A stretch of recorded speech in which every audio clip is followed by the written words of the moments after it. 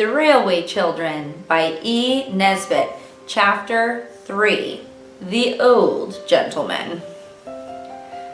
After the adventure of Peter's coal mine, it seemed well to the children to keep away from the station. But they could not keep away from the railway. They had lived all their lives in a street where cabs and omnibuses rumbled by at all hours, and the carts of butchers and bakers and candlestick makers. I never saw a candlestick maker's cart, did you? Might occur at any moment. Here in the deep silence of the sleeping country, the only things that went by were the trains. They seemed to be all that was left to link the children to the old life that had once been theirs. Straight down the hill, in front of Three Chimneys, the daily passage of their 6 feet began to mark a path across the crisp, short turf. They began to know the hours when certain trains passed, and they gave names to them. The 9:15 up was called the Green Dragon. The 10:7 down was the Worm of Wantley.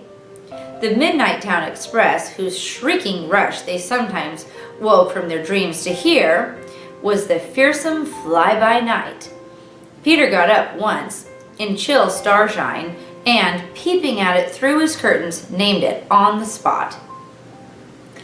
It was by the Green Dragon that the old gentleman traveled. He was a very nice-looking old gentleman, and he looked as if he were nice too, which is not at all the same thing. He had a fresh-colored, clean-shaven face and white hair, and he wore rather odd-shaped collars and a top hat that wasn't exactly the same as other people's. Of course, the children didn't see all this at first. In fact, the first thing they noticed about the old gentleman was his hand. It was one morning as they sat on the fence waiting for the Green Dragon, which was 3¼ minutes late by Peter Waterbury's watch that he had given him on his last birthday. "The Green Dragon's going where Father is," said Phyllis. "If it were really a real dragon, we could stop it and ask it to take our love to Father." "Dragons don't carry people's love," said Peter. "They'd be above it." "Yes, they do. If you tame them thoroughly first. They fetch and carry like pet spaniels," said Phyllis, "and feed out of your hand. I wonder why Father never writes to us." "Mother says he's been too busy," said Bobby. "But he'll write soon, she says." "I say," Phil suggested, "let's all wave to the Green Dragon as it goes by. If it's a magic dragon, it'll understand and take our loves to Father. And if it isn't, 3 waves aren't much. We shall never miss them."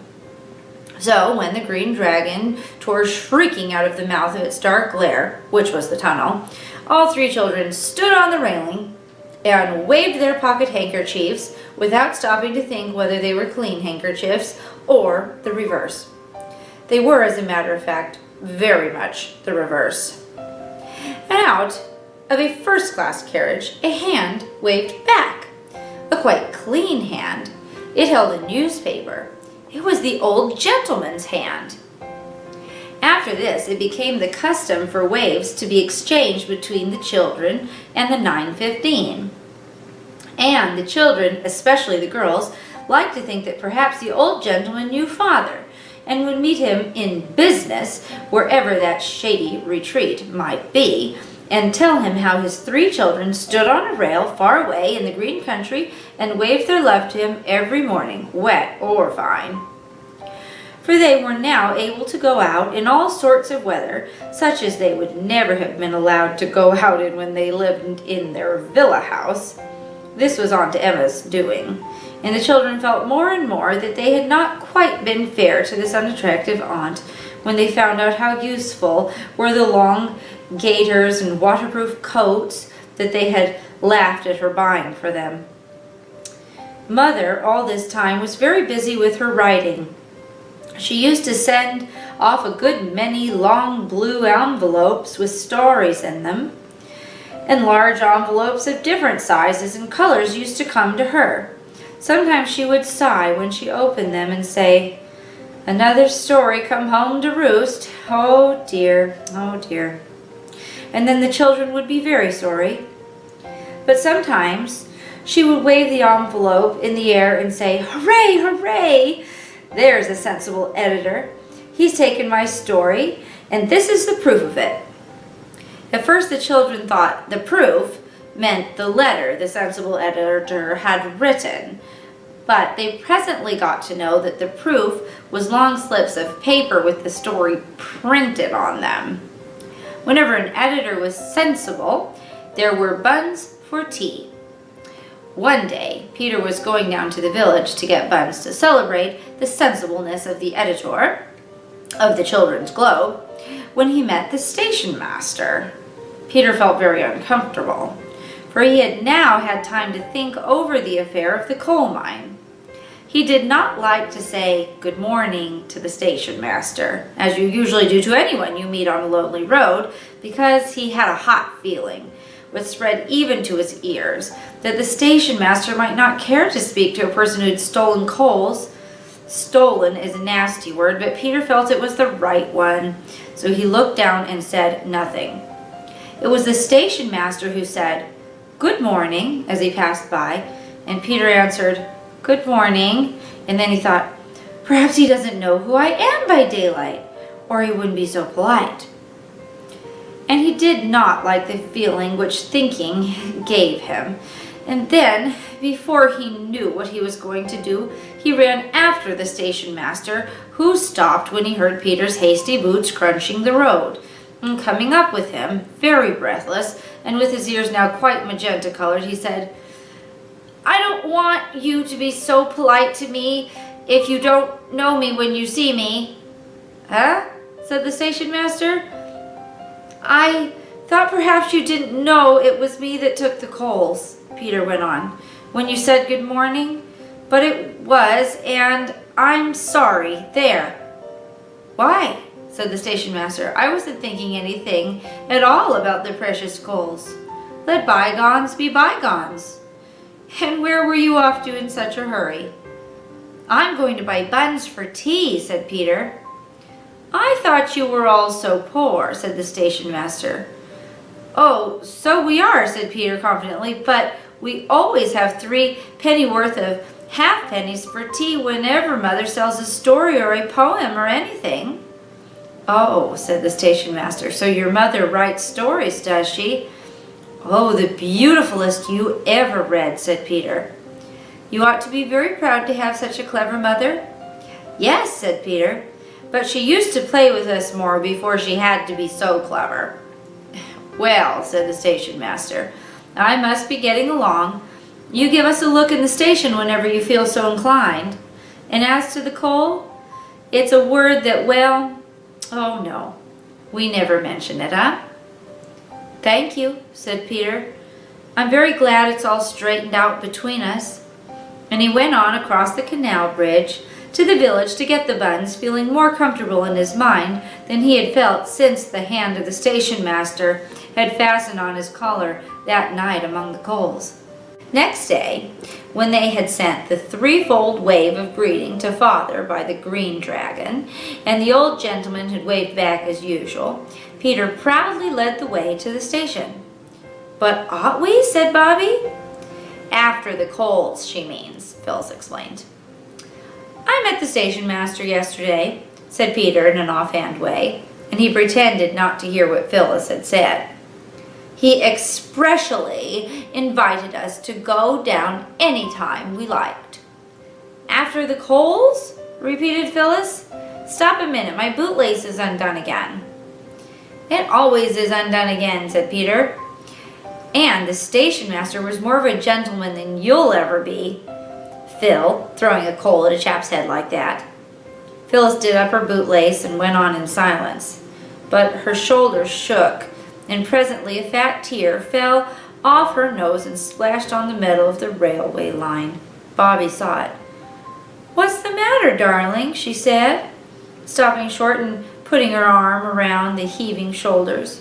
"He called me ungentlemanly," sobbed Phyllis. "I did never call him unladylike. Not even when he tied my Clorinda to the firewood bundle and burned her at the stake for a martyr." Peter had indeed perpetrated this outrage a year or two before. "Well, you began, you know," said Bobby honestly, "about coals and all that. Don't you think you'd better both unsay everything since the wave and let honor be satisfied?" "I will if Peter will," said Phyllis, sniffling. "All right," said Peter. "Honor is satisfied. Here, use my hanky, Phil, for goodness sake. If you've lost yours as usual, I wondered what you'd do without them."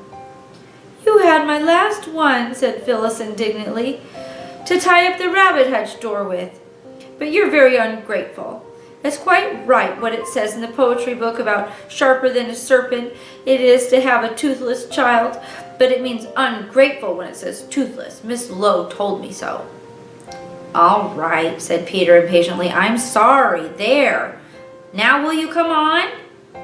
They reached the station and spent a joyous 2 hours there with the porter.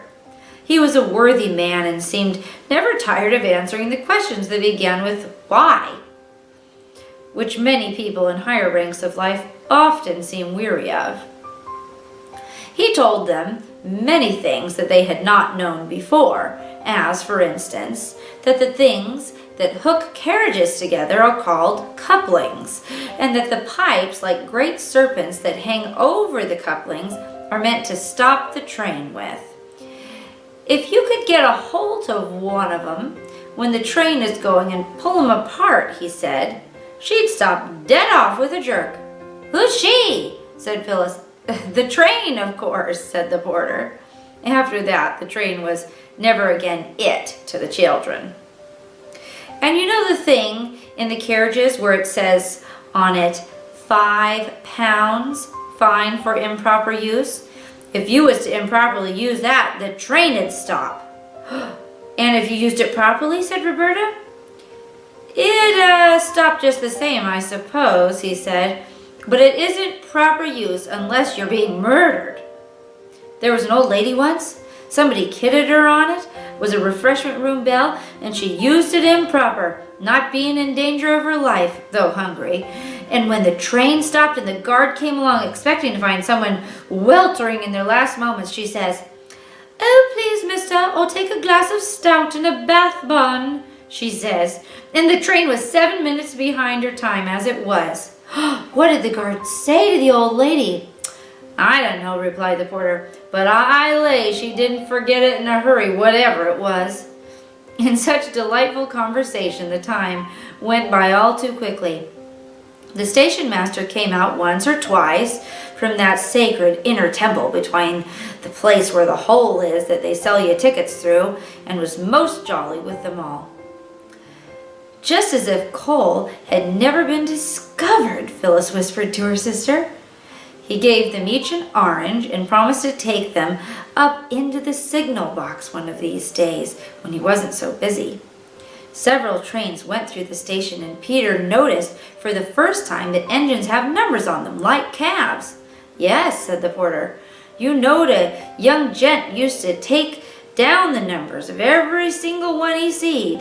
In a green notebook with silver corners it was, owing to his father being very well-to-do in the wholesale stationery." Peter felt that he could take down numbers too, even if it was not he who was the son of a wholesale stationer. As he did not happen to have a green leather notebook with silver corners, the porter gave him a yellow envelope, and on it he noted 379,663, and felt that this was the beginning of what would be a most interesting collection. That night at tea he asked Mother if she had a green leather notebook with silver corners. She had not, but when she heard what he wanted it for, she gave him a little black one. "It has a few pages torn out," she said, "but it will hold quite a lot of numbers, and when it's full, I'll give you another. I'm so glad you like the railway, only please you mustn't walk on the line." "Not if we face the way the train's coming?" asked Peter, after a gloomy pause in which glances of despair were exchanged. "No, really not," said Mother. Then Phyllis said, "Mother, didn't you ever walk on the railway lines when you were little?" Mother was an honest and honorable mother, so she had to say yes. "Well then," said Phyllis, "but darlings, you don't know how fond I am of you. What should I do if you got hurt?" "Are you fonder of us than Granny was of you when you were little?" Phyllis asked. Bobby made signs for her to stop, but Phyllis never did see signs, no matter how plain they might be. Mother did not answer for a minute. She got up to put more water in the teapot. "No one," she said at last, "ever loved anyone more than my mother loved me." Then she was quiet again, and Bobby kicked Phyllis hard under the table, because Bobby understood a little bit the thoughts that were making Mother so quiet. The thoughts of the time when Mother was a little girl and was all the world to her mother. It seemed so easy and natural to run to Mother when one is in trouble. Bobby understood a little how people do not leave off running to their mothers when they are in trouble, even when they are grown up. And she thought she knew a little what it must be to be sad and have no mother to run to anymore. So she kicked Phyllis, who said, "What are you kicking me like that for, Bob?"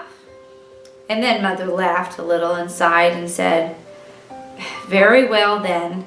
Only let me be sure you do know which way the trains come. And don't walk on the line near the tunnel or near the corners." "Trains keep to the left like carriages," said Peter. "So if we keep to the right, we're bound to see them coming." "Very well," said Mother. And I dare say you think that she ought not to have said it, but she remembered about when she was a little girl herself, and she did say it, and neither her own children, nor you, nor any other children in the world could ever understand exactly what it cost her to do it. Only some few of you, like Bobby, may understand a very little bit. It was the very next day that Mother had to stay in bed because her head ached so much. Her hands were burning hot, and she would not eat anything, and her throat was very sore. "If I was you, Mum," said Mrs. Vinnie, "I should take and send for the doctor. There's a lot of catchy complaints a-going about just now. My sister's eldest, she took a chill, and it went to her insides 2 years ago come Christmas, and she's never been the same gal since." Mother wouldn't at first, but in the evening she felt so much worse that Peter was sent to the house in the village that had 3 laburnum trees by the gate, and on the gate a brass plate with W.W. Forrest, M.D. on it. W.W. Forrest, M.D. came at once. He talked to Peter on the way back. He seemed a most charming and sensible man, interested in railways and rabbits and really important things. When he had seen Mother, he said it was influenza. "Now, Lady Graveairs," he said in the hall to Bobby, "I suppose you'll want to be head nurse." "Of course," she said. "Well, then I'll send down some medicine, keep up a good fire, have some strong beef tea made ready to give her as soon as the fever goes down. She can have grapes now, and beef essence, and soda water and milk, and you'd better get a bottle of brandy. The best brandy. Cheap brandy is worse than poison."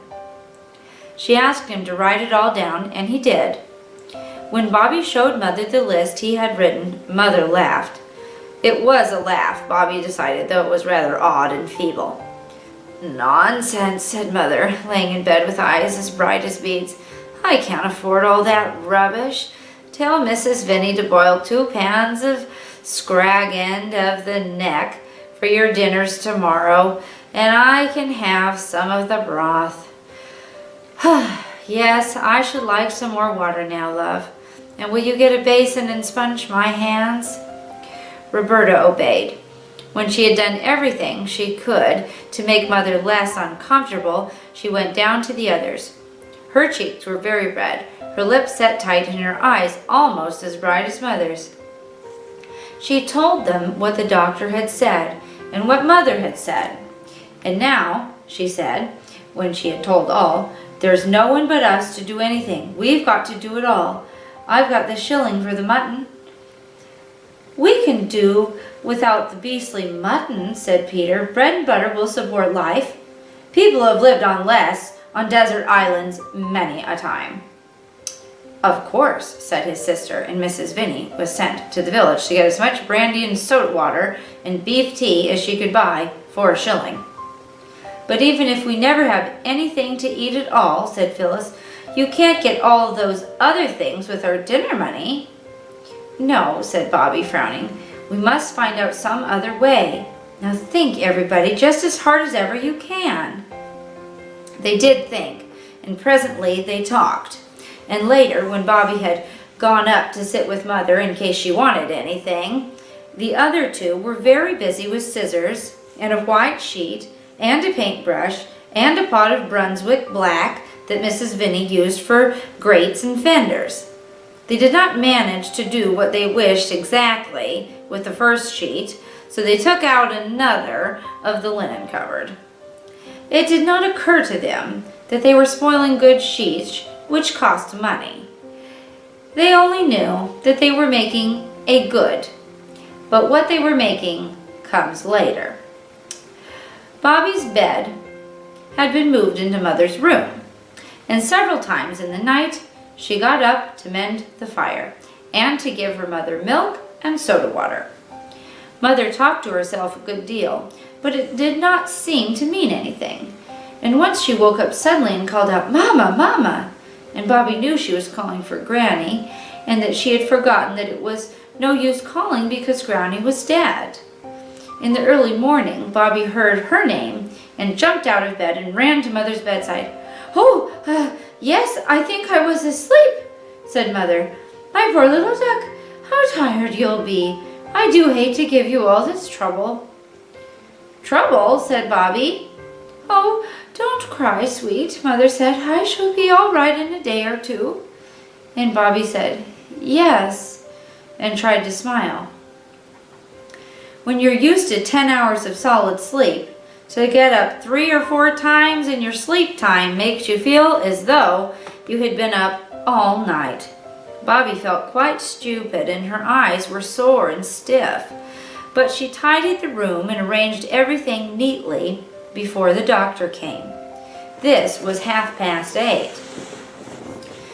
"Everything going on all right, little nurse?" he said at the front door. "Did you get the brandy?" "I've got the brandy," said Bobby, "in the little flat bottle." "I didn't see the grapes or the beef tea though," he said. "No," said Bobby firmly, "but you will tomorrow. And there's some beef stewing in the oven for beef tea." "Who told you to do that?" he asked. "I noticed what Mother did when Phil had mumps." "Right," said the doctor. "Now, you get your old woman to sit with your mother, and then you eat a good breakfast and go straight to bed and sleep till dinner time. We can't afford to have the head nurse ill." He was really quite a nice doctor. When the 9:15 came out of the tunnel that morning, the old gentleman in the first-class carriage put down his newspaper and got ready to wave his hand to the 3 children on the fence. But this morning there were not 3. There was only 1, and that was Peter.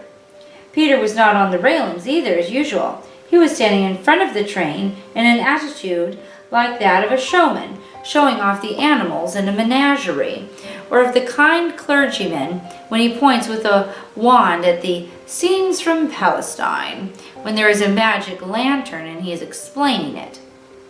Peter was pointing too, and when he was pointing at a large white sheet nailed against the fence.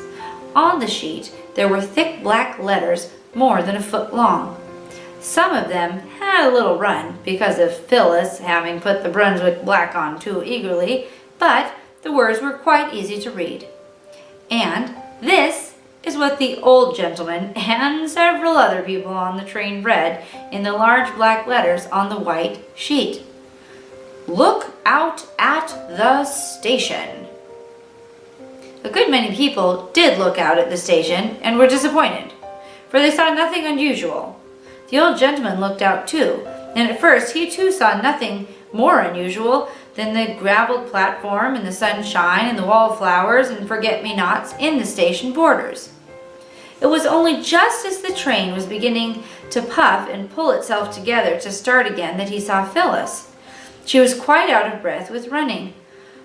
"Oh," she said, "I thought I'd missed you. My bootlaces would keep coming down and I fell over them twice. Here, take it." She thrust a warm, dampish letter into his hand as the train moved. He leaned back in his corner and opened the letter. This is what he read. "Dear Mr. We don't know your name. Mother is ill and the doctor says to give her the things at the end of the letter, but she says we can't afford it, and to get mutton for us, and she will have the broth. We do not know anybody here but you, because Father is away and we don't know the address. Father will pay you, or if he has lost all his money or anything, Peter will pay you when he is a man. We promise it on our honor. I owe you for all the things Mother wants. Signed, Peter." "Will you give the parcel to the station master because of us not knowing what train you come down by? Say it is for Peter. That was sorry about the coals and he will know all right. Roberta, Phyllis, Peter." Then came the list of the things the doctor had ordered. The old gentleman read it through once and his eyebrows went up. He read it twice and smiled a little. When he had read it thrice, he put it in his pocket and went on reading the Times. At about 6 that evening, there was a knock at the back door. The three children rushed to open it, and there stood the friendly porter, who had told them so many interesting things about the railways. He dumped down a big hamper on the kitchen flags. "Old gent," he said, "he asked me to fetch it up straight away." "Thank you very much," said Peter. And then, as the porter lingered, he added, "I'm most awfully sorry I haven't got 2 pence to give you like Father does, but—" "You drop it if you please," said the porter indignantly. "I wasn't thinking about no 2 pences. I only wanted to say I was sorry your mamma wasn't so well, and to ask how she finds herself this evening. And I fetched her along a bit of sweetbriar, very sweet to smell it is. 2 pence indeed," he said, and produced a bunch of sweetbriar from his hat, "just like a conjurer," as Phyllis remarked afterwards. "Thank you very much," said Peter, "and I beg your pardon about the 2 pence. "No offense," said the porter, untruly but politely, and went. Then the children undid the hamper. First there was straw, and then there were fine shavings, and then came all the things they had asked for, and plenty of them, and then a good many things they had not asked for. Among others, peaches, and port wine, and 2 chickens, a cardboard box of big red roses with long stalks, and a tall, thin green bottle of lavender water, and 3 smaller, fatter bottles of eau de cologne. There was a letter, too. "Dear Roberta and Phyllis and Peter," it said, "here are the things you want. Your mother will want to know where they came from. Tell her they were sent by a friend who heard she was ill. When she is well again, you must tell her all about it, of course. And if she says you ought not to have asked for the things, tell her that I say you are quite right, and that I hope she will forgive me for taking the liberty of allowing myself a very great pleasure." The letter was signed G.P. something that the children couldn't read. "I think we were right," said Phyllis. "Right? Of course we were right," said Bobby. "All the same," said Peter, with his hands in his pockets, "I don't exactly look forward to telling Mother the whole truth about it." "We're not to do it till she's well," said Bobby, "and when she's well, we shall be so happy we shan't mind a little fuss like that. Oh, just look at the roses. I must take them up to her. And the sweetbriar," said Phyllis, sniffing it loudly. "Don't forget the sweetbriar."